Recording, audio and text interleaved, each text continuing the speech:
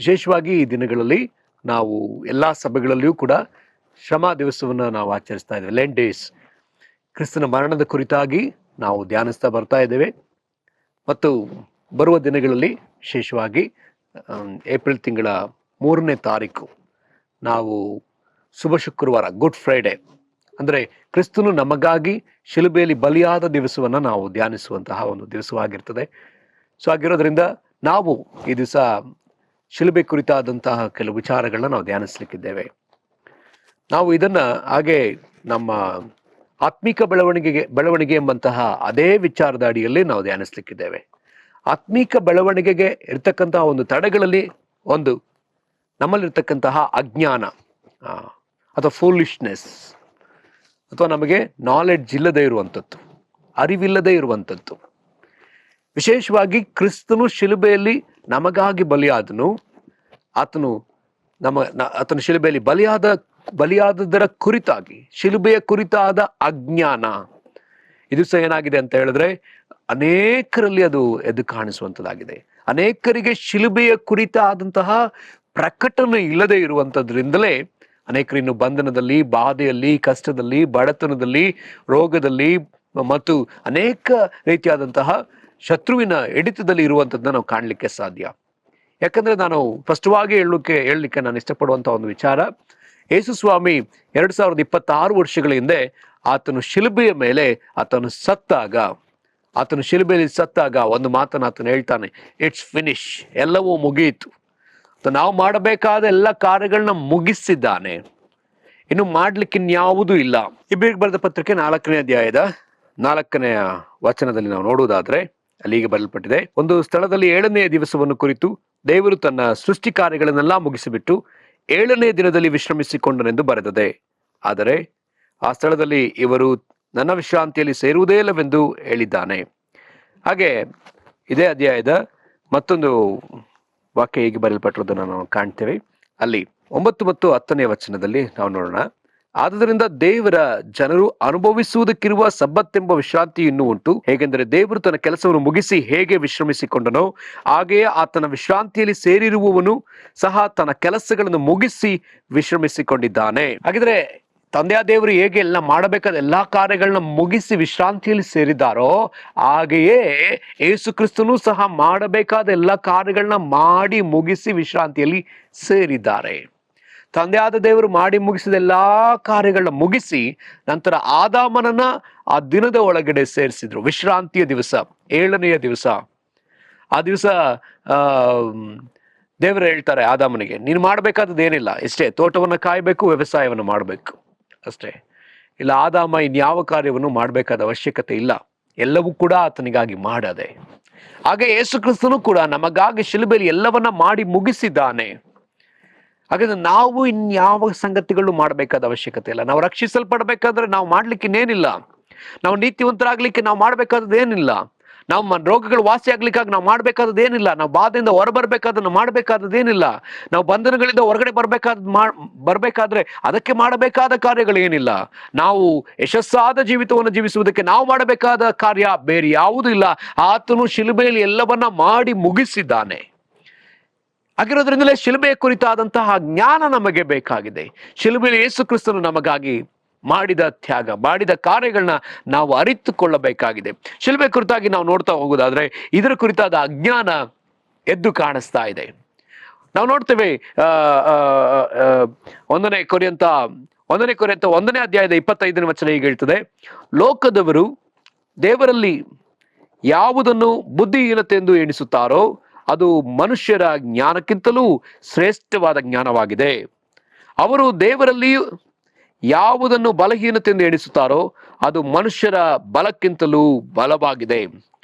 ಲೋಕದವರು ದೇವರಲ್ಲಿ ಯಾವುದನ್ನ ಬಲಹೀನತೆ ಎಂದು ಎಣಿಸ್ತಾರೋ ಅದು ಮನುಷ್ಯರ ಜ್ಞಾನಕ್ಕಿಂತಲೂ ಶ್ರೇಷ್ಠವಾದದ್ದು.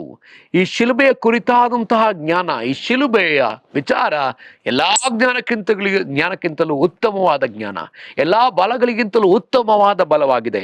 ಇದನ್ನೇ 1ನೇ ಕೊರಿಂಥ 1:18 ನಾವು ನೋಡ್ತೀವಿ.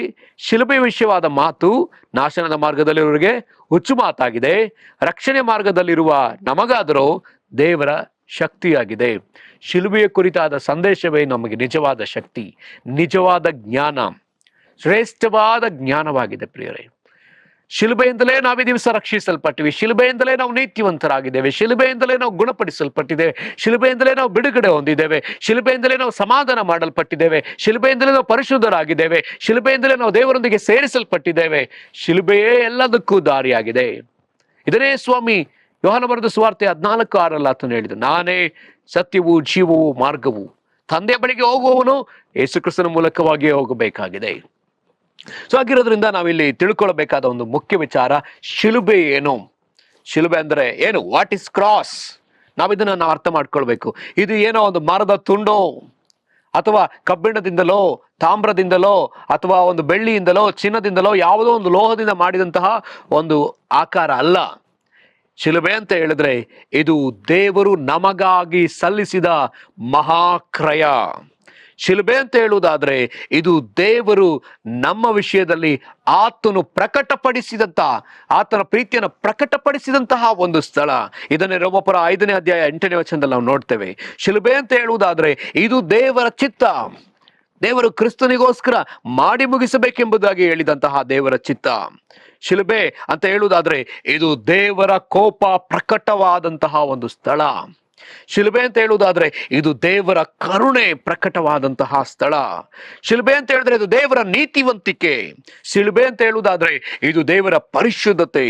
ಶಿಲುಬೆ ಅಂತ ಹೇಳುವುದಾದ್ರೆ ಇದು ದೇವರ ಒಳ್ಳೆಯತನ, ದೇವರ ನಂಬಿಗಸ್ತಿಕೆ, ದೇವರ ನ್ಯಾಯ ತೀರ್ಪು, ದೇವರ ತಗ್ಗಿಸಿಕೊಳ್ಳುವಿಕೆ. ಇದು ಮನುಷ್ಯನಿಗೂ ದೇವರಿಗೂ ಮಧ್ಯದಲ್ಲಿ ನಿಂತು ಮಧ್ಯಸ್ಥನಾಗಿ ಯೇಸು ಕ್ರಿಸ್ತನು ಮಧ್ಯಸ್ಥನಾಗಿ ನಿಂತು ಪ್ರಾರ್ಥನೆ ಮಾಡಿದಂತಹ ಒಂದು ಸ್ಥಳ. ಶಿಲುಬೆ ಅಂತ ಹೇಳುವುದಾದ್ರೆ ಕ್ರಿಸ್ತನ ಪ್ರೀತಿ, ತಂದೆಯ ಕಡೆಗೆ ಕ್ರಿಸ್ತನ ಪ್ರೀತಿ ಪ್ರಕಟವಾದಂತಹ ಒಂದು ಸ್ಥಳ. ಶಿಲುಬೆ ಇದು ದೇವರ ಜ್ಞಾನ, ಈ ಶಿಲುಬೆ ದೇವರ ಶಕ್ತಿ, ಶಿಲುಬೆ ದೇವರ ಶುದ್ಧೀಕರಣ. 1 ಕೊರಿಂಥ 1:30 ನೋಡೋ ಪ್ರಕಾರ ಇದು ಶುದ್ಧೀಕರಣವು, ಇದು ಶಕ್ತಿಯು, ಇದು ಶುದ್ಧೀಕರಣ. ಹಾಗಿದ್ರೆ ತಂದೆಯ ದೇವರು ಹೇಗೆ ಎಲ್ಲ ಮಾಡಬೇಕಾದ ಎಲ್ಲಾ ಕಾರ್ಯಗಳನ್ನ ಮುಗಿಸಿ ವಿಶ್ರಾಂತಿಯಲ್ಲಿ ಸೇರಿದ್ದಾರೋ ಹಾಗೆಯೇ ಯೇಸು ಕ್ರಿಸ್ತನು ಸಹ ಮಾಡಬೇಕಾದ ಎಲ್ಲಾ ಕಾರ್ಯಗಳನ್ನ ಮಾಡಿ ಮುಗಿಸಿ ವಿಶ್ರಾಂತಿಯಲ್ಲಿ ಸೇರಿದ್ದಾರೆ. ತಂದೆಯಾದ ದೇವರು ಮಾಡಿ ಮುಗಿಸಿದ ಎಲ್ಲಾ ಕಾರ್ಯಗಳನ್ನ ಮುಗಿಸಿ ನಂತರ ಆದಾಮನನ್ನ ಆ ದಿನದ ಒಳಗಡೆ ಸೇರಿಸಿದ್ರು. ವಿಶ್ರಾಂತಿಯ ದಿವಸ, 7ನೆಯ ದಿವಸ. ಆ ದಿವಸ ದೇವರು ಹೇಳ್ತಾರೆ ಆದಾಮನಿಗೆ, ನೀನು ಮಾಡಬೇಕಾದದ್ದು ಏನಿಲ್ಲ, ಇಷ್ಟೇ, ತೋಟವನ್ನ ಕಾಯಬೇಕು, ವ್ಯವಸಾಯವನ್ನು ಮಾಡಬೇಕು. ಇಲ್ಲ, ಆದಾಮ ಇನ್ಯಾವ ಕಾರ್ಯವನ್ನು ಮಾಡಬೇಕಾದ ಅವಶ್ಯಕತೆ ಇಲ್ಲ, ಎಲ್ಲವೂ ಕೂಡ ಆತನಿಗಾಗಿ ಮಾಡದೆ. ಹಾಗೆ ಯೇಸು ಕ್ರಿಸ್ತನು ಕೂಡ ನಮಗಾಗಿ ಶಿಲುಬೆಯಲ್ಲಿ ಎಲ್ಲವನ್ನ ಮಾಡಿ ಮುಗಿಸಿದ್ದಾನೆ. ಹಾಗಾದ್ರೆ ನಾವು ಇನ್ಯಾವ ಸಂಗತಿಗಳು ಮಾಡಬೇಕಾದ ಅವಶ್ಯಕತೆ ಇಲ್ಲ. ನಾವು ರಕ್ಷಿಸಲ್ಪಡಬೇಕಾದ್ರೆ ನಾವು ಮಾಡ್ಲಿಕ್ಕೆ ಇನ್ನೇನಿಲ್ಲ, ನಾವು ನೀತಿವಂತರಾಗ್ಲಿಕ್ಕೆ ನಾವು ಮಾಡಬೇಕಾದದ್ದು ಏನಿಲ್ಲ, ನಾವು ರೋಗಗಳು ವಾಸಿ ಆಗ್ಲಿಕ್ಕಾಗಿ ನಾವು ಮಾಡ್ಬೇಕಾದದ್ದು ಏನಿಲ್ಲ, ನಾವು ಬಾಧೆಯಿಂದ ಹೊರಬರ್ಬೇಕಾದ್ರೆ ಮಾಡಬೇಕಾದದ್ದು ಏನಿಲ್ಲ, ನಾವು ಬಂಧನಗಳಿಂದ ಹೊರಗಡೆ ಬರ್ಬೇಕಾದ್ರೆ ಅದಕ್ಕೆ ಮಾಡಬೇಕಾದ ಕಾರ್ಯಗಳು ಏನಿಲ್ಲ. ನಾವು ಯಶಸ್ಸಾದ ಜೀವಿತವನ್ನು ಜೀವಿಸುವುದಕ್ಕೆ ನಾವು ಮಾಡಬೇಕಾದ ಕಾರ್ಯ ಬೇರೆ ಯಾವುದೂ ಇಲ್ಲ. ಆತನು ಶಿಲುಬೆಯಲ್ಲಿ ಎಲ್ಲವನ್ನ ಮಾಡಿ ಮುಗಿಸಿದ್ದಾನೆ. ಹಾಗಿರೋದ್ರಿಂದಲೇ ಶಿಲುಬೆಯ ಕುರಿತಾದಂತಹ ಜ್ಞಾನ ನಮಗೆ ಬೇಕಾಗಿದೆ. ಶಿಲುಬೆಯಲ್ಲಿ ಯೇಸು ಕ್ರಿಸ್ತನು ನಮಗಾಗಿ ಮಾಡಿದ ತ್ಯಾಗ, ಮಾಡಿದ ಕಾರ್ಯಗಳನ್ನ ನಾವು ಅರಿತುಕೊಳ್ಳಬೇಕಾಗಿದೆ. ಶಿಲುಬೆ ಕುರಿತಾಗಿ ನಾವು ನೋಡ್ತಾ ಹೋಗುವುದಾದ್ರೆ ಇದರ ಕುರಿತಾದ ಅಜ್ಞಾನ ಎದ್ದು ಕಾಣಿಸ್ತಾ ಇದೆ. ನಾವು ನೋಡ್ತೇವೆ 1 ಕೊರಿಂಥ 1ನೇ ಅಧ್ಯಾಯದ 25ನೇ ವಚನ ಹೀಗೆ ಹೇಳ್ತದೆ, ಲೋಕದವರು ದೇವರಲ್ಲಿ ಯಾವುದನ್ನು ಬುದ್ಧಿಹೀನತೆ ಎಂದು ಎಣಿಸುತ್ತಾರೋ ಅದು ಮನುಷ್ಯರ ಜ್ಞಾನಕ್ಕಿಂತಲೂ ಶ್ರೇಷ್ಠವಾದ ಜ್ಞಾನವಾಗಿದೆ. ಅವರು ದೇವರಲ್ಲಿಯೂ ಯಾವುದನ್ನು ಬಲಹೀನತೆ ಎಂದು ಎಣಿಸುತ್ತಾರೋ ಅದು ಮನುಷ್ಯರ ಬಲಕ್ಕಿಂತಲೂ ಬಲವಾಗಿದೆ. ಲೋಕದವರು ದೇವರಲ್ಲಿ ಯಾವುದನ್ನು ಬಲಹೀನತೆ ಎಂದು ಎಣಿಸ್ತಾರೋ ಅದು ಮನುಷ್ಯರ ಜ್ಞಾನಕ್ಕಿಂತಲೂ ಶ್ರೇಷ್ಠವಾದದ್ದು. ಈ ಶಿಲುಬೆಯ ಕುರಿತಾದಂತಹ ಜ್ಞಾನ, ಈ ಶಿಲುಬೆಯ ವಿಚಾರ ಎಲ್ಲಾ ಜ್ಞಾನಕ್ಕಿಂತಲೂ ಉತ್ತಮವಾದ ಜ್ಞಾನ, ಎಲ್ಲಾ ಬಲಗಳಿಗಿಂತಲೂ ಉತ್ತಮವಾದ ಬಲವಾಗಿದೆ. ಇದನ್ನೇ 1 ಕೊರಿಂಥ 1:18 ನಾವು ನೋಡ್ತೀವಿ. ಶಿಲುಬೆ ವಿಷಯವಾದ ಮಾತು ನಾಶನದ ಮಾರ್ಗದಲ್ಲಿರುವವರಿಗೆ ಹುಚ್ಚು ಮಾತಾಗಿದೆ, ರಕ್ಷಣೆ ಮಾರ್ಗದಲ್ಲಿರುವ ನಮಗಾದರೂ ದೇವರ ಶಕ್ತಿಯಾಗಿದೆ. ಶಿಲುಬೆಯ ಕುರಿತಾದ ಸಂದೇಶವೇ ನಮಗೆ ನಿಜವಾದ ಶಕ್ತಿ, ನಿಜವಾದ ಜ್ಞಾನ, ಶ್ರೇಷ್ಠವಾದ ಜ್ಞಾನವಾಗಿದೆ ಪ್ರಿಯರೇ.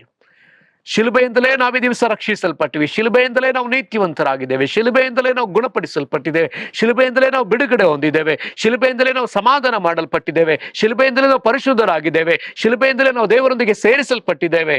ಶಿಲುಬೆಯೇ ಎಲ್ಲದಕ್ಕೂ ದಾರಿಯಾಗಿದೆ. ಇದನ್ನೇ ಸ್ವಾಮಿ ಯೋಹಾನ ಬರೆದ ಸುವಾರ್ತೆ 14:6 ಆತನು ಹೇಳಿದ, ನಾನೇ ಸತ್ಯವೂ ಜೀವವೂ ಮಾರ್ಗವು, ತಂದೆಯ ಬಳಿಗೆ ಹೋಗುವವನು ಯೇಸು ಕ್ರಿಸ್ತನ ಮೂಲಕವಾಗಿಯೇ ಹೋಗಬೇಕಾಗಿದೆ. ಸೊ ಆಗಿರೋದ್ರಿಂದ ನಾವಿಲ್ಲಿ ತಿಳ್ಕೊಳ್ಬೇಕಾದ ಒಂದು ಮುಖ್ಯ ವಿಚಾರ, ಶಿಲುಬೆ ಏನು, ಶಿಲುಬೆ ಅಂದ್ರೆ ಏನು, ವಾಟ್ ಇಸ್ ಕ್ರಾಸ್. ನಾವಿದನ್ನ ನಾವು ಅರ್ಥ ಮಾಡ್ಕೊಳ್ಬೇಕು. ಇದು ಏನೋ ಒಂದು ಮರದ ತುಂಡೋ ಅಥವಾ ಕಬ್ಬಿಣದಿಂದಲೋ ತಾಮ್ರದಿಂದಲೋ ಅಥವಾ ಒಂದು ಬೆಳ್ಳಿಯಿಂದಲೋ ಚಿನ್ನದಿಂದಲೋ ಯಾವುದೋ ಒಂದು ಲೋಹದಿಂದ ಮಾಡಿದಂತಹ ಒಂದು ಆಕಾರ ಅಲ್ಲ. ಶಿಲುಬೆ ಅಂತ ಹೇಳಿದ್ರೆ ಇದು ದೇವರು ನಮಗಾಗಿ ಸಲ್ಲಿಸಿದ ಮಹಾಕ್ರಯ. ಶಿಲುಬೆ ಅಂತ ಹೇಳುವುದಾದ್ರೆ ಇದು ದೇವರು ನಮ್ಮ ವಿಷಯದಲ್ಲಿ ಆತನು ಪ್ರಕಟಪಡಿಸಿದಂತ, ಆತನ ಪ್ರೀತಿಯನ್ನು ಪ್ರಕಟಪಡಿಸಿದಂತಹ ಒಂದು ಸ್ಥಳ. ಇದನ್ನೇ ರೋಮಪುರ 5ನೇ ಅಧ್ಯಾಯ 8ನೇ ವಚನದಲ್ಲಿ ನಾವು ನೋಡ್ತೇವೆ. ಶಿಲುಬೆ ಅಂತ ಹೇಳುವುದಾದ್ರೆ ಇದು ದೇವರ ಚಿತ್ತ, ದೇವರು ಕ್ರಿಸ್ತನಿಗೋಸ್ಕರ ಮಾಡಿ ಮುಗಿಸಬೇಕೆಂಬುದಾಗಿ ಹೇಳಿದಂತಹ ದೇವರ ಚಿತ್ತ. ಶಿಲುಬೆ ಅಂತ ಹೇಳುವುದಾದ್ರೆ ಇದು ದೇವರ ಕೋಪ ಪ್ರಕಟವಾದಂತಹ ಒಂದು ಸ್ಥಳ. ಶಿಲುಬೆ ಅಂತ ಹೇಳುವುದಾದ್ರೆ ಇದು ದೇವರ ಕರುಣೆ ಪ್ರಕಟವಾದಂತಹ ಸ್ಥಳ. ಶಿಲುಬೆ ಅಂತ ಹೇಳಿದ್ರೆ ಇದು ದೇವರ ನೀತಿವಂತಿಕೆ. ಶಿಲುಬೆ ಅಂತ ಹೇಳುವುದಾದ್ರೆ ಇದು ದೇವರ ಪರಿಶುದ್ಧತೆ. ಶಿಲುಬೆ ಅಂತ ಹೇಳುವುದಾದ್ರೆ ಇದು ದೇವರ ಒಳ್ಳೆಯತನ, ದೇವರ ನಂಬಿಗಸ್ತಿಕೆ, ದೇವರ ನ್ಯಾಯ ತೀರ್ಪು, ದೇವರ ತಗ್ಗಿಸಿಕೊಳ್ಳುವಿಕೆ.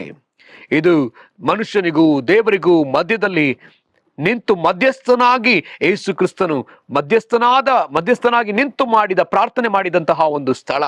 ಶಿಲುಬೆ ಅಂತ ಹೇಳುವುದಾದ್ರೆ ಕ್ರಿಸ್ತನ ಪ್ರೀತಿ, ತಂದೆಯ ಕಡೆಗೆ ಕ್ರಿಸ್ತನ ಪ್ರೀತಿ ಪ್ರಕಟವಾದಂತಹ ಒಂದು ಸ್ಥಳ.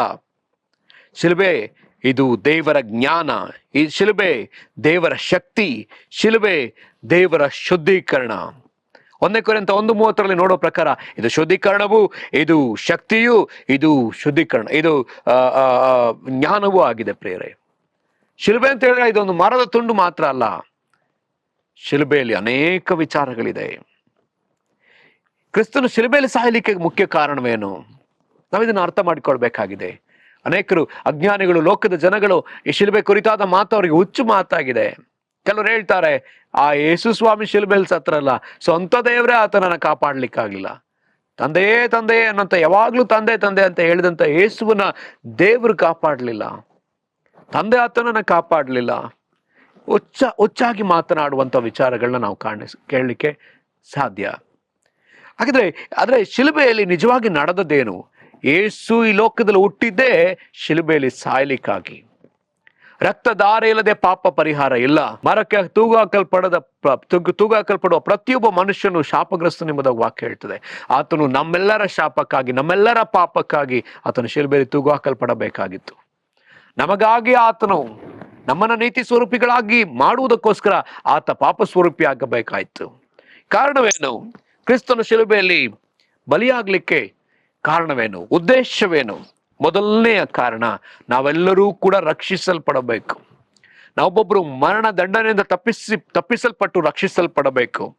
ಮತ್ತು ನಾವೊಬ್ಬೊಬ್ಬರು ಸೈತಾನನ ಕಾರ್ಯಗಳಿಂದ ನಾವು ತಪ್ಪಿಸಲ್ಪಡಬೇಕು. ಸೈತಾನನ ಹಿಡಿತದಿಂದ ಬಿಡಿಸಲ್ಪಡಬೇಕು. ಸೈತಾನನ ಎಲ್ಲಾ ರೀತಿಯಾದಂತಹ ಬಲವನ್ನ, ಅಧಿಕಾರವನ್ನ ಶಿಲುಬೆಯಲ್ಲಿ ಯೇಸು ಕ್ರಿಸ್ತನು ಮುರಿದು ಬಿಟ್ಟಿದ್ದಾನೆ. ಇದನ್ನೇ ಕೊಲೊಸ್ಸೆಯವರಿಗೆ ಬರೆದ ಪತ್ರಿಕೆಯಲ್ಲಿ ನಾವು ನೋಡ್ತೇವೆ. ಹಾಗೆ ಶಿಲುಬೆಯಲ್ಲಿ ನಾವು ನೋಡ್ತೇವೆ ದೇವರ ಪ್ರೀತಿ ಪ್ರಕಟವಾಯಿತು. ದೇವರು ಎಲ್ಲಾ ಲೋಕದ ಜನಗಳಿಗೆ ಪ್ರೀತಿಯನ್ನು ತೋರಿಸುವುದಕ್ಕೋಸ್ಕರವಾಗಿಯೇ ಶಿಲುಬೆ. ಯಾಕೆ ಶಿಲುಬೆ? ದೇವರ ದೊಡ್ಡ ವಿಮೋಚನೆ. ಯಾಕೆ ಶಿಲುಬೆ? ದೇವರ ನ್ಯಾಯ ತೀರ್ಪು ಪರಿಪೂರ್ಣವಾಗಬೇಕಾಗಿತ್ತು, ಅದಕ್ಕಾಗಿಯೇ. ಯಾಕೆ ಶಿಲುಬೆ? ಮರಣಕ್ಕೆ ಒಂದು ದಂಡನೆ. ಶಿಲುಬೆಯಲ್ಲಿ ಮರಣ ದಂಡಿಸಲ್ಪಟ್ಟು ಮರಣ ನಾಶವಾಗಿ ಹೋಯಿತು, ಅಥವಾ ಮರಣ ತನ್ನ ಬಲವನ್ನ ಕಳೆದುಕೊಳ್ತು. ಪ್ರೇರೆ, ಈ ದಿವಸ ಕ್ರಿಸ್ತನಲ್ಲಿದ್ದು ನಾವು ಮರಣ ಹೊಂದುವವರಾದರೆ ನಾವು ಮರಣ ಹೊಂದುವುದಿಲ್ಲ, ಬದಲಾಗಿ ನಾವು ನಿದ್ರಿಸುತ್ತೇವೆ, ನಾವು ಬಿತ್ತಲ್ಪಡುತ್ತೇವೆ. ಒಂದು ದಿವಸ ನಾವು ತಿರುಗಿ ಜೀವ ಸಹಿತವಾಗಿ ಎಬ್ಬಿಸಲ್ಪಡುವವರಾಗಿದ್ದೇವೆ. ಯಾಕೆ ಶಿಲುಬೆ ಎಂಬುದಾಗಿ ನಾವು ನೋಡಿದ್ವಿ. ಶಿಲುಬೆ ಅಂದ್ರೆ ಏನು ಅಂತ ನಾವು ನೋಡಿದ್ವಿ. ಹಾಗಿದ್ರೆ ಶಿಲುಬೆಯಿಂದ ಏನೆಲ್ಲ ಆ ಒಂದು ಬೆನಿಫಿಟ್ಗಳನ್ನ ನಾವು ಪಡ್ಕೊಂಡಿದ್ದೇವೆ. ಹಾಗಿದ್ರೆ ಈಗ ಇನ್ನೊಂದು ವಿಚಾರ ನಾವಿಲ್ಲಿ ತಿಳ್ಕೊಳ್ಬೇಕಾಗಿದೆ. ಶಿಲುಬೆಗೆ ನಾನು ಹೇಗೆ ಪ್ರತಿಬಿಂಬಿಸಬಲ್ಲೆ ಅಥವಾ ಪ್ರತಿಕ್ರಿಯೆ ಸಲ್ಲಿಸಬಲ್ಲೆ, ಇದನ್ನು ನಾವು ಕಲಿಬೇಕಾಗಿದೆ. ಕ್ರಿಸ್ತನು ಶಿಲುಬೆಯಲ್ಲಿ ಏನೆಲ್ಲ ನನಗೆ ಮಾಡಿದ್ದಾನೆ, ಸಭೆಗೆ ಮಾಡಿದ್ದಾನೆ, ದೇವಜನರಿಗಾಗಿ, ಲೋಕಕ್ಕಾಗಿ ಮಾಡಿದ್ದಾನೆ, ಇದೆಲ್ಲವನ್ನು ನಾವು ಪಡ್ಕೊಂಡಿದ್ದೇವೆ. ಸ್ವಸ್ಥತೆಯನ್ನು ಪಡ್ಕೊಂಡಿದ್ದೇವೆ, ನೀತಿವಂತಿಕೆ ಪಡ್ಕೊಂಡಿದ್ದೇವೆ, ಸಮಾಧಾನ ಪಡ್ಕೊಂಡಿದ್ದೇವೆ, ಬಿಡುಗಡೆ ಪಡ್ಕೊಂಡಿದ್ದೇವೆ. ಈ ದಿವಸ ನಾವು ದೇವರ ಮಕ್ಕಳಾಗಿದ್ದೇವೆ, ದೇವರ ಸ್ವರ ಕೇಳ್ತಾ ಇದ್ದೇವೆ. ಇದೆಲ್ಲವೂ ಶಿಲುಬೆಯಿಂದ ಬಂದಂತಹ ವರದಾನವೇ. ಹಾಗಿದ್ರೆ ಇದೆಲ್ಲ ಪಡ್ಕೊಂಡ ನಾವು ಅದಕ್ಕೆ ಪ್ರತಿಫಲವಾಗಿ ಏನನ್ನ ಕೊಡ್ಲಿಕ್ಕಿದ್ದೇವೆ. ಇದು ತುಂಬಾ ಮುಖ್ಯವಾದಂತಹ ವಿಷಯ. ಈ ಲೆಂಡರ್ಸ್ ನಲ್ಲಿ ನಾವು ಇದನ್ನ ಧ್ಯಾನ ಮಾಡೋದಾದ್ರೆ ಎಷ್ಟೋ ಒಳ್ಳೆಯದಂತ ಎಂಬುದಾಗಿ ನಾನು ನಂಬ್ತೇನೆ. ಮತ್ತೆ ಇನ್ನೂ ಕೆಲವು ವಿಚಾರಗಳನ್ನ ನಾನು ನಿಮ್ಗೆ ಹೇಳಲಿಕ್ಕೆ ಇಷ್ಟಪಡುವಂತ ವಿಷಯ, ಶಿಲುಬೆಯಲ್ಲಿ ಏನೆಲ್ಲವನ್ನ ಯೇಸು ಸ್ವಾಮಿ ತೆಗೆದುಕೊಂಡ್ರು ಮತ್ತು ಕೊಟ್ರು ಅನ್ನೋದನ್ನ ಸ್ವಲ್ಪ ನಾವು ನೋಡ್ತಾ ಆಮೇಲೆ ನಾವು ಇದನ್ನು ಮುಂದುವರಿಸೋಣ. ಮೊದಲನೇದಾಗಿ ಯೇಸು ಸ್ವಾಮಿ ನಮ್ಮೆಲ್ಲ ಅಪರಾಧಗಳನ್ನ ತೆಗೆದುಕೊಂಡು ನಮಗೆ ಕ್ಷಮೆಯನ್ನ ಕೊಟ್ಟಿದ್ದಾರೆ.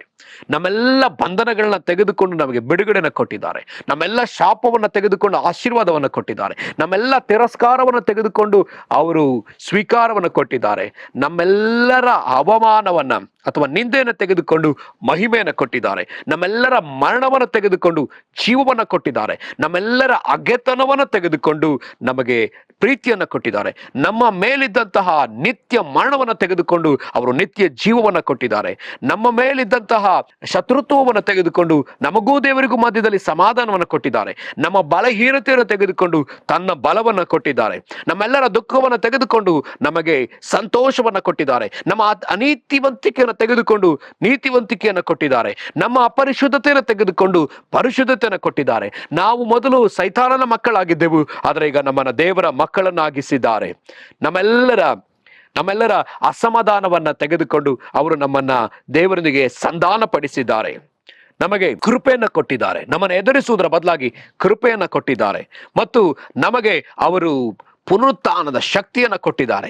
ಮತ್ತು ನಮಗೆ ಪರಲೋಕದಲ್ಲಿರ್ತಕ್ಕಂಥ ತಂದೆಯ ಸಿಂಹಾಸನದ ಬಳಿಗೆ ಮಾರ್ಗವನ್ನು ತೆರೆದು ಕೊಟ್ಟಿದ್ದಾರೆ. ನಮಗಿರ್ತಕ್ಕಂತಹ ಅವಿಶ್ರಾಂತಿಯನ್ನ ತೆಗೆದು ವಿಶ್ರಾಂತಿಯನ್ನ ಕೊಟ್ಟಿದ್ದಾರೆ. ನಮ್ಮೆಲ್ಲರ ದೋಷವನ್ನು ತೆಗೆದು ಅವರು ನಿರ್ದೋಷಿಗಳನ್ನಾಗಿ ನಮ್ಮನ್ನು ಮಾಡಿದ್ದಾರೆ. ನಮ್ಮ ಪಾಪವನ್ನು ತೆಗೆದು ನೀತಿವಂತಿಕೆಯನ್ನು ಕೊಟ್ಟಿದ್ದಾರೆ. ಈ ನಮ್ಮೆಲ್ಲ ದಂಡನೆಗಳನ್ನ ತೆಗೆದು ಅವರು ನಮಗೆ ದಂಡನೆ ಇಲ್ಲದ ಜೀವಿತವನ್ನ ಕೊಟ್ಟಿದ್ದಾರೆ. ಪ್ರೇರೆ ಈ ರೀತಿಯಲ್ಲಿ ಅನೇಕ ವಿಚಾರಗಳು ಶಿಲುಬೆಯಿಂದ ನಮಗೆ ಸಿಕ್ಕವೆ. ಇದೆಲ್ಲ ನಮಗೆ ಸಿಕ್ಕಿದೆ, ಇಷ್ಟೆಲ್ಲ ಬೆನಿಫಿಟ್ ನಮ್ಗಾಗಿದೆ. ಆದ್ರೆ ಈಗ ನಾವು ನಾನು ಆಗ್ಲೇ ಹೇಳಿದಾಗ ಹೇಗೆ ನಾವು ಶಿಲುಬೆಗೆ ರೆಸ್ಪಾಂಡ್ ಮಾಡ್ಲಿಕ್ಕಿದ್ದೇವೆ, ನಾವು ಶಿಲುಬೆಗೆ ನಾವು ಪ್ರತಿಕ್ರಿಯೆ ನಾವೇನ್ ಕೊಡ್ಲಿಕ್ಕಿದ್ದೇವೆ, ಶಿಲುಬೆಯಲ್ಲಿ ಬಲಿಯಾದ ಯೇಸು ಕ್ರಿಸ್ತನನ್ನ ಈ ಲೋಕಕ್ಕೆ ನಾವು ಹೇಗೆ ತೋರ್ಪಡಿಸಲಿಕ್ಕಿದ್ದೇವೆ. ಗಲಾತ್ಯದವರ ಬರೆದ ಪತ್ರಿಕೆಯಲ್ಲಿ ಪೌಲನ ಕುರಿತಾಗಿ ನಾವು ನೋಡ್ತೇವೆ. ಪೌಲನು ಗಲಾತ್ಯದವರಿಗೆ ಹೇಳ್ತಾನೆ, ಎಲೈ ಗಲಾತ್ಯದವರೇ, ಬುದ್ಧಿ ಇಲ್ಲದ ಗಲಾತ್ಯದವರೇ, ನಿಮ್ಮ ಮುಂದೆ ಕ್ರಿಸ್ತನು ಪ್ರಕಟವಾದನಲ್ಲ. ನಿಮ್ಮ ಮುಂದೆ ಕ್ರಿಸ್ತನು ಹಾಗೆ ಪ್ರಕಟವಾದನಲ್ಲ. ನೀವು ಕ್ರಿಸ್ತನನ್ನು ನೋಡಿದ್ರಲ್ಲ. ಗಲಾತ್ಯದವರ ಸಮಯದಲ್ಲಿ ಕ್ರಿಸ್ತನಿರಲಿಲ್ಲ. ಆತನು ಸತ್ತು ಎಷ್ಟೋ ವರ್ಷಗಳ ನಂತರದಲ್ಲಿ ಪೌಲ ಸೇವೆಗೆ ಬಂದ. ಪೌಲನ ಸೇವೆ ಎಷ್ಟೋ ವರ್ಷದ ನಂತರದಲ್ಲಿ ಗಲಾತ್ಯದಲ್ಲಿ ಸೇವೆ ಪ್ರಾರಂಭವಾಗಿದೆ. ಕ್ರಿಸ್ತ ಅವ್ರ ಮುಂದೆ ಹೇಗೆ ಪ್ರಕಟ ಆದ? ಪೌಲನ ಜೀವಿತದ ಮೂಲಕವಾಗಿ ಕ್ರಿಸ್ತನು ಪ್ರಕಟವಾಗಿದ್ದಾನೆ. ಆದರೂ ಕೂಡ ಬೇರೆ ಸುವಾರ್ತೆಯನ್ನು ಹಿಡಿದಿದ್ದೀರಿ, ಬೇರೆ ಆತ್ಮವನ್ನ ಹಿಂಬಾಲಿಸ್ತಾ ಇದ್ದೀರಿ. ಸೊ ಹೀಗೆ ಗಲಾತ್ಯದವರ ವಿಷಯದಲ್ಲಿ ಪೌಲ ಹೇಳುವುದನ್ನು ನಾವು ಕಾಣ್ಲಿಕ್ಕೆ ಸಾಧ್ಯ. ಪೌಲನ ಜೀವನದ ಮೂಲಕ ಯೇಸು ಕ್ರಿಸ್ತನ ಶಿಲುಬೆ ಪ್ರಕಟವಾಗಿದೆ. ಹಾಗಿದ್ರೆ ಪ್ರಿಯರೇ, ಈ ದಿವಸ ನಾವು ಇಲ್ಲಿ ತಿಳ್ಕೊಳ್ಬೇಕಾದ ಒಂದು ವಿಷಯ, ಕ್ರಿಸ್ತನ ಶಿಲುಬೆಯಲ್ಲಿ ನಮಗೆ ಮಾಡಬೇಕಾದ ಎಲ್ಲ ಕಾರ್ಯಗಳನ್ನ ಆತ ಮಾಡಿದ್ದಾನೆ. ನಾವು ಆ ಬೆನಿಫಿಟ್ಗಳನ್ನ ಹೊಂದ್ಕೊಂಡಿದ್ದೇವೆ, ಆ ಎಲ್ಲ ಆಶೀರ್ವಾದಗಳನ್ನ ಹೊಂದ್ಕೊಂಡಿದ್ದೇವೆ. ಈಗ ಈ ಶಿಲುಬೆಯನ್ನೇ ನಾವು ಲೋಕಕ್ಕೆ ತೋರ್ಪಡಿಸಬೇಕಾಗಿದೆ. ನಮ್ಮೊಬ್ಬೊಬ್ಬರ ಶರೀರದ ಮೂಲಕ, ನಮ್ಮೊಬ್ಬೊಬ್ಬರ ಜೀವಿತದ ಮೂಲಕವಾಗಿ ಈ ಶಿಲುಬೆಯನ್ನ ನಾವು ತೋರ್ಪಡಿಸಬೇಕು. ಆತನ ಮಹಿಮೆ ನಾವು ತೋರ್ಪಡಿಸಬೇಕು. ಮಹಿಮೆ ಅಂತನ್ನುವಾಗ ಆತನ ಗುಣ ಸ್ವಭಾವಗಳನ್ನ ತೋರ್ಪಡಿಸಬೇಕು. ಶಿಲುಬೆಯಲ್ಲಿ ಬಲಿಯಾದ ಕ್ರಿಸ್ತನ ಗುಣ ಸ್ವಭಾವಗಳನ್ನ ತೋರಿಸಬೇಕು. ನಮ್ಮೆಲ್ಲರಿಗೂ ಯೋಹಾನ ಬರೆದ ಸುವಾರ್ತೆ 3:16 ಎಲ್ಲರಿಗೂ ಗೊತ್ತು, ಬಾಯಿಪಾಠವಾಗಿ ಗೊತ್ತು. ದೇವರ ಲೋಕದ ಮೇಲೆ ಎಷ್ಟೋ ಪ್ರೀತಿನಿಟ್ಟು ಒಬ್ಬನೇ ಮಗನನ್ನು ಕೊಟ್ಟನು. ಆತ ನಂಬುವ ಒಬ್ಬನಾದರೂ ನಾಶವಾಗದೆ ಎಲ್ಲರೂ ನಿತ್ಯ ಜೀವವನ್ನು ಹೊಂದಬೇಕೆಂದು ಕೊಟ್ಟನು. ಇದೆಲ್ಲರಿಗೂ ಗೊತ್ತಾದಂತಹ ಒಂದು ವಿಚಾರ. ಆದ್ರೆ 1 ಯೋಹಾನ 3:16 ನೋಡೋ ಪ್ರಕಾರ, ಆತನು ನಮ್ಮ ಮೇಲೆ ಪ್ರೀತಿ ಇಟ್ಟಂತೆ ನಾವು ಒಬ್ಬರನ್ನೊಬ್ಬರು ಪ್ರೀತಿಸುವ ಹಂಗಿನಲ್ಲಿದ್ದೇವೆ. ನಾವು ಕೂಡ ಪ್ರಾಣವನ್ನ ಕೊಡುವ ಹಂಗಿನವರಾಗಿದ್ದೇವೆ. ಇದನ್ನು ನಾವು ಅರಿತುಕೊಳ್ಳಬೇಕಾಗಿದೆ. ಕ್ರಿಸ್ತನು ಪ್ರೀತಿಸಿದಂತೆಯೇ, ಆತನು ಶಿಲುಬೆಯಲ್ಲಿ ನಮ್ಮನ್ನ ಪ್ರೀತಿಸಿದಂತೆಯೇ ನಾವು ಪ್ರೀತಿಸುವ ಹಂಗಿನವರಾಗಿದ್ದೇವೆ. ಹಾಗಿದ್ರೆ ಈ ಶಿಲುಬೆಯಿಂದ ನಾವು ಏನನ್ನ ಕಲಿತುಕೊಳ್ಳೋಣ? What we can learn. ಶಿಲುಬೆ ಮೂಲಕ ನಾವು ಏನನ್ನೆಲ್ಲವನ್ನ ಕಲಿತುಕೊಳ್ಳಬಹುದು. ಕ್ರಿಸ್ತನ ಶಿಲುಬೆಯಲ್ಲಿ ನಮ್ಮೆಲ್ಲರ ಭಾರವನ್ನ, ನಮ್ಮೆಲ್ಲರ ಅಪರಾಧದ ಭಾರವನ್ನ, ನಮ್ಮೆಲ್ಲರ ಶಾಪದ ಭಾರವನ್ನ, ನಮ್ಮೆಲ್ಲರ ಪಾಪದ ಭಾರವನ್ನ ಹೊತ್ತಿದ್ದಾನೆ. ನಾವ್ಯಾಕೆ ಮತ್ತೊಬ್ಬರ ಭಾರವನ್ನು ಹೊರಬಾರದು? ಮತ್ತೊಬ್ಬರ ಭಾರವನ್ನು ಹೊರಬಹುದಲ್ಲ. ಯೇಸು ಕ್ರಿಸ್ತ ನಮ್ಮೆಲ್ಲರ ಪಾಪವನ್ನ, ಆತ ಪಾಪವನ್ನೇ ಮಾಡದವನು, ಆದರೂ ಕೂಡ ನಮ್ಮೆಲ್ಲರ ಪಾಪವನ್ನ ಆತ ಹೊತ್ತಿದ್ದಾನಲ್ಲ. ನಾವ್ಯಾಕೆ ಮತ್ತೊಬ್ಬರ ಪಾಪಗಳನ್ನ ಕ್ಷಮಿಸಬಾರದು? ಆತನು ಶಿಲುಬೆಯ ಮೇಲೆ ನಿಬಂಧನೆ ಇಲ್ಲದ ಪ್ರೀತಿಯನ್ನು ತೋರಿಸಿದ್ದಾನೆ. ನಾವ್ಯಾಕೆ ಇನ್ನೊಬ್ಬರನ್ನ ನಿಬಂಧನೆ ಇಲ್ಲದೆ ಪ್ರೀತಿಸಬಾರದು? ಯಾವ ಜನರು ಯೇಸುವನ್ನ ಕೊಲ್ಲಬೇಕಂತ ಪ್ರಯತ್ನಿಸಿದ್ರು, ಅದೇ ಜನಗಳನ್ನ ಯೇಸು ನೋಡಿ ಹೇಳಿದ್ರು, ಅವ್ರೇನ್ ಮಾಡ್ತಾ ಇದ್ದಾರೋ ಅವ್ರ ಅರಿಯರು, ಸ್ವಾಮಿ ಅವ್ರನ್ನ ಕ್ಷಮಿಸು. ಹಾಗಿದ್ರೆ ನಾವ್ಯಾಕೆ ಈ ಶಿಲುಬೆಯನ್ನು ನಮ್ಮ ಮೂಲಕ ತೋರ್ಪಡಿಸಬಾರದು? ಈ ಶಿಲುಬೆಯಲ್ಲಿ ಯೇಸು ಕ್ರಿಸ್ತನು ಅನೇಕರನ್ನ ರಿಸ್ಟೋರ್ ಮಾಡಿದನು, ಅನೇಕರನ್ನ ಪುನರ್ಸ್ಥಾಪಿಸಿದನು. ನಾವ್ಯಾಕೆ ಪುನರ್ಸ್ಥಾಪಿಸಬಾರದು?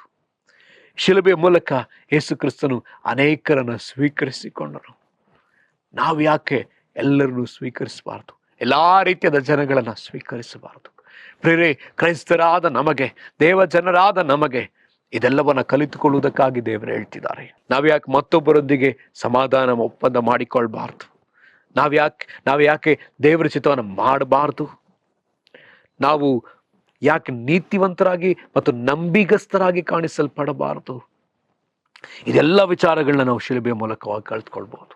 ಇದೆಲ್ಲ ವಿಷಯಗಳು ಶಿಲುಬೆಯಿಂದ ನಾವು ಕಲಿತುಕೊಳ್ಬೇಕಾದ ಇನ್ನೂ ಅನೇಕ ವಿಚಾರಗಳನ್ನ ನಾವು ನೋಡ್ತಲೇ ಹೋಗ್ಬೋದು. ಶಿಲುಬೆಯಲ್ಲಿ ಕಲಿತುಕೊಳ್ಬೇಕಾದ ಅನೇಕ ವಿಷಯಗಳು. ಮತ್ತು ಶಿಲುಬೆಯಲ್ಲಿ ಕ್ರಿಸ್ತನು 7 ನುಡಿಗಳು, ಇದು ಫೇಮಸ್ ಆದಂತಹ ಒಂದು ವಿಚಾರ. ಅನೇಕ ಸಭೆಗಳಲ್ಲಿ, ಶ್ರಮ ದಿವಸಗಳಲ್ಲಿ ಬೋಧಿಸಲ್ಪಡುವಂತಹ ಒಂದು ವಿಷಯ. 7 ಮಾತುಗಳು, ಆತನ 7 ಮಾತುಗಳು. ತಂದೆಯೇ, ಅವರನ್ನ ಕ್ಷಮಿಸು. ಹಾಗೆ ಅವರು ಏನ್ ಮಾಡ್ತಾರೋ ಅವ್ರಿಗೆ ಗೊತ್ತಿಲ್ಲ ಸ್ವಾಮಿ, ಅವ್ರನ್ನ ಕ್ಷಮಿಸು. ನಾನು ನಿಜವಾಗಿ ಹೇಳುತ್ತೇನೆ, ನೀನು ನನ್ನೊಂದಿಗೆ ಪರದೇಶಿಯಲ್ಲಿರುವೆ. 4ನೇದಾಗಿ, ಅಮ್ಮ ನಿನ್ನ ಮಗನು, ಹೇಗೋ ನಿನ್ನ ತಾಯಿಯು. 5ನೇದಾಗಿ, ನನ್ನ ದೇವರೇ, ನನ್ನ ದೇವರೇ, ಯಾಕೆ ನನ್ನ ಕೈ ಬಿಟ್ಟಿದ್ದಿ? 6ನೇದಾಗಿ, ನನಗೆ ದಾಹವಾಗಿದೆ. 7ನೇದಾಗಿ, ಇಟ್ಸ್ ಫಿನಿಶ್, ಎಲ್ಲವೂ ಮುಗಿಯಿತು. ಹಾಗಿದ್ರೆ ಪ್ರಿಯರೇ, ಇಲ್ಲಿ ನಾವು ನೋಡಿದ್ರೆ 7 ವಿಷಯಗಳಲ್ಲಿ ಕೂಡ, 7 ಈ ನುಡಿಗಳಲ್ಲಿ ಕೂಡ ಅನೇಕ ವಿಚಾರಗಳನ್ನು ನಾವು ಕಲಿತುಕೊಳ್ಬಹುದು. ಅನೇಕ ವಿಚಾರಗಳು, 7 ವಿಷಯಗಳು ಕೂಡ ಅನೇಕ ವಿಷಯಗಳನ್ನ ನಮಗೆ ಮಾತಾಡ್ತಾರೆ. ಕ್ರಿಸ್ತನು ಮಾಡಿದ್ದನ್ನು ಹಾಗೆಯೇ ನಾವು ಯಾಕೆ ಮಾಡಬಾರ್ದು? ಅನೇಕರನ್ನ ಕ್ಷಮಿಸುವುದರ ಮೂಲಕ, ಕ್ರಿಸ್ತನು ಶಿಲುಬೆಯಲ್ಲಿ ಕ್ಷಮಿಸಿದಂತೆ ನಾವು ನಮಗೆ ನೋವು ಮಾಡಿದವ್ರನ್ನ, ನಮಗೆ ಗಾಯಪಡಿಸಿದವ್ರನ್ನ, ನಮಗೆ ದ್ರೋಹ ಮಾಡಿದವ್ರನ್ನ ನಾವು ಯಾಕೆ ಕ್ಷಮಿಸಬಾರ್ದು? 2ನೇದಾಗಿ, ಅವ್ರೇನ್ ಮಾಡ್ತಾ ಇದ್ದಾರೋ ಗೊತ್ತಿಲ್ಲ, ಅವ್ರನ್ನ ಕ್ಷಮಿಸು. ನಾವು ಮತ್ತೊಬ್ಬರನ್ನ ಅಸಹಾಯಕರಂತೆ ನಾವು ಯಾಕೆ ನೋಡಬಾರ್ದು? ಅವರಿಂದ ಇರ್ತಕ್ಕಂಥ ಒಂದು ಆತ್ಮಗಳನ್ನ ನಾವು ಯಾಕೆ ನೋಡಬಾರ್ದು? ಸ್ವಾಮಿ ಶಿಲುಬೆಯಲ್ಲಿ ಅವ್ರು ಏನ್ ಮಾಡ್ತಾ ಇದಾರೆ ಗೊತ್ತಿಲ್ಲ ಸ್ವಾಮಿ ಅಂತ ಹೇಳೋದಕ್ಕೊಂದು ಕಾರಣ, ಅದಕ್ಕಿಂತ ಹಿಂದೆ ಸ್ವಾಮಿ ಹೇಳ್ತಾರೆ, ಇದು ಅಂಧಕಾರದ ಕಾಲ, ಇದ್ರ ಅಂಧಕಾರದ ಆಧಿಪತ್ಯ. ಈಗ ಅಂಧಕಾರ ಬಂದು ಅಧಿಕಾರವನ್ನು ತೆಗೆದುಕೊಳ್ಳುವಂತಹ ಒಂದು ಸಮಯ. ಈ ಲೋಕದಲ್ಲೆಲ್ಲ ಅಂಧಕಾರ ತುಂಬಿಯದೆ. ನಿಮಗೆ ದ್ರೋಹ ಮಾಡುವಂತ ಒಬ್ಬ ವ್ಯಕ್ತಿ ಅಂಧಕಾರದಿಂದ ತುಂಬಲ್ಪಟ್ಟು, ದುಷ್ಟ ಶಕ್ತಿಗಳಿಂದ ತುಂಬಲ್ಪಟ್ಟು ಆತ ಮಾಡುವನಾಗಿದ್ದಾನೆ. ನಾವ್ಯಾಕೆ ಆ ರೀತಿಯಲ್ಲಿ ಕ್ರಿಸ್ತನಂತೆ ತೆಗೆದುಕೊಳ್ಳಬಾರದು? ಆ ಕಳ್ಳನನ್ನ ಯೇಸು ಕ್ರಿಸ್ತನು, ಆತ ಪಾಪವನ್ನ ಒಪ್ಪಿಕೊಂಡು, ಸ್ವಾಮಿ ನೀನು ದೇವರಿಂದ ಬಂದವನು, ಆತ ಯಾವ ರೀತಿಯಲ್ಲಿ ಯೇಸು ಕ್ರಿಸ್ತನನ್ನ ಆತ ಕೇಳ್ತಿದ್ದಾನೆ. ಇವತ್ತು ನಾನು ಕೂಡ ನಿನ್ ದೇವರಾಜನ ಪಡ್ಕೊಂಡು ಬರುವಾಗ ನನ್ನನ್ನು ಕೂಡ ಕರ್ಕೊಂಡು ಹೋಗು ಅಂತ ಹೇಳುವಾಗ ಯೇಸ್ವಾಮಿ ಹೇಳ್ತಾರೆ, ಇವತ್ತೇ ಇರ್ವಿ. ಪಶ್ಚಾತ್ತಾಪ ಪಡುವಂತ ಜನಗಳ ನಮ್ಮೊಂದಿಗೆ ಯಾಕೆ ಸೇರಿಸಿಕೊಳ್ಳಬಾರದು? ಎಲ್ಲರಿಂದ ಕೈ ಬಿಡಲ್ಪಟ್ಟ ಜನರ ನಾವು ಯಾಕೆ ಸೇರಿಸಿಕೊಳ್ಳಬಾರದು? ಮತ್ತು ತಾಯಿ ತನ್ನ ತಾಯಿಗೆ, ಆ ಯೇಸು ಕ್ರಿಸ್ತನ ತಾಯಿ ಮರಿಯಳು ಅಲ್ಲಿದ್ದಾಳೆ. ಮರಿಯಳ ವಿಷಯದಲ್ಲಿ ಕೂಡ ಜವಾಬ್ದಾರಿ ಉಳ್ಳವನಾಗಿ ಯೋಹಾನನಿಗೆ ಆತನ ಒಪ್ಪಿಸ್ಕೊಡ್ತಾರೆ. ಯೋಹಾನ, ನೋಡು ನಿನ್ನ ತಾಯಿಯ ಮೇಲೆ ಜವಾಬ್ದಾರಿನ ಒಪ್ಪಿಸ್ಕೊಡ್ತಾರೆ. ಅದಾದ ನಂತರ ನಾವು ನೋಡುವಂಥ ಒಂದು ವಿಷಯ, ಯೇಸು ಸ್ವಾಮಿ ಹೇಳ್ತಾರೆ, ತಂದೆ ಬಳಿಯಲ್ಲಿ ಆತ ಪ್ರಾರ್ಥಿಸ್ತಾ ಇದ್ದಾನೆ. ನನ್ನ ದೇವರೇ, ಯಾಕೆ ನನ್ನ ಕೈ ಬಿಟ್ಟಿ? Why are you forsaken me? So ದೇವರ ಬಳಿಯಲ್ಲಿ ನಾವು ಕೂಡ ಇತರರಿಗೋಸ್ಕರ ಈ ಥರ ಬಾಧೆ ಪಡೋದು ಎಷ್ಟೋ ಒಳ್ಳೇದಲ್ವಾ? ಇತರರಿಗೋಸ್ಕರವಾಗಿ ನಾವು ಕರ್ತನ ಮುಂದೆ ನಾವು ಹೆಚ್ಚಾಗಿ ಪ್ರಾರ್ಥಿಸೋದು ಎಷ್ಟೋ ಒಳ್ಳೇದಲ್ವ? ಅದಾದ ನಂತರ ಆತ ದಾಹಗೊಂಡಿದ್ದಾನೆ. ಇತರರಿಗೋಸ್ಕರವಾಗಿ ಆತ ದಾಹಗೊಂಡಿದ್ದಾನೆ. ಆತ ಕೇಳುವಾಗ ದಾಹಗೊಂಡಿದ್ದೇನೆ ಅಂತ ಹೇಳುವಾಗ ದ್ರಾಕ್ಷಾರಸಕ್ಕಾಗಿಯೋ ಮತ್ತೊಂದಕ್ಕಾಗಿಯೋ ಅಲ್ಲ, ಆತನು ತನ್ನ ಮೊದಲಿಗೆತ್ತಿಗಾಗಿ ದಾಹಗೊಂಡಿದ್ದಾನೆ. ನನ್ನ ಮೊದಲಿಗೆತ್ತಿಯಲ್ಲಿ. ಅದಾದ ನಂತರ ಆತ ಕಡೆಗೆ ಹೇಳ್ತಾನೆ, ಇಟ್ಸ್ ಫಿನಿಶ್. ಹೇಗೆ ಯೇಸು ಕ್ರಿಸ್ತನು ತನ್ನ ಆತ್ಮಿಕ ಹೋರಾಟವನ್ನ, ತನ್ನ ಸೇವೆಯನ್ನ ಉತ್ತಮವಾದ ರೀತಿಯಲ್ಲಿ ಶಿಲುಬೆಯಲ್ಲಿ ಮುಗಿಸಿದ್ದಾರೋ, ಹಾಗೆಯೇ ನಮಗೂ ಕೂಡ ಮುಗಿಸುವಂತಹ ಒಂದು ಒಂದು ಅವಕಾಶ ನಮಗೂ ಕೂಡ ಇದೆ. ಅದನ್ನು ನಾವು ಯಾಕೆ ಸರಿಯಾದ ರೀತಿಯಲ್ಲಿ ಉಪಯೋಗಿಸಬಾರ್ದು? ಹಾಗಿದ್ರೆ ಪ್ರಿಯರೇ, ಈ ಒಂದು ವಾರಗಳಲ್ಲಿ, ಈ ದಿನಗಳಲ್ಲಿ ನಾವು ಶ್ರಮ ದಿವಸದ ಕುರಿತಾಗಿ, ಶಿಲುಬೆ ಕುರಿತಾಗಿ ಧ್ಯಾನಿಸ್ತಾ ಬಂದಿದ್ದೇವೆ. ಆದರೆ ಶಿಲುಬೆ ಕುರಿತಾದಂತಹ ಅಜ್ಞಾನ ನಮ್ಮಲ್ಲಿರಬಾರ್ದು. ಶಿಲುಬೆ ಕುರಿತಾದ ಜ್ಞಾನವುಳ್ಳವರಾಗಿ, ನಾವು ಇದೆಲ್ಲವನ್ನ ಕಲಿತುಕೊಂಡವರಾಗಿ ನಾವು ಶಿಲುಬೆಯನ್ನೇ ನಾವು ಪ್ರಕಟಪಡಿಸೋಣ. ಶಿಲುಬೆ ನಮ್ಮ ಜೀವಿತದ ಮೂಲಕವಾಗಿ ಲೋಕಕ್ಕೆ ತೋರ್ಪಡಿಸೋಣ.